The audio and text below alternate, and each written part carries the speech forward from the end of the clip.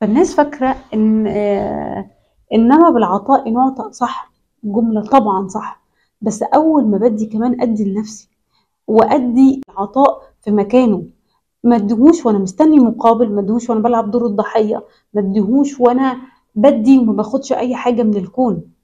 أنا دلوقتي عمّالة أدّي لك، أدّي لك، أدّي لك وأنا ما باخدش منّك حاجة، بس أنا أصلًا حاطط هدف إن أنا أسيطر عليك وإن أنت تحبّني وإن أنت تشوفني حلو. فأنت حاطط هدف، لكن إنما بالعطاء نُعطى، الجملة المقصودة إن أنا بادّي لك من غير قيد أو شرط، وأنا في نفس الوقت باعمله عشان نفسي، عشان أطوّر نفسي، عشان أطهّر نفسي، عشان أتصدّق، عشان أتطوّر، عشان أعلّم نفسي كذا، عشان بادّي لنفسي قبلك.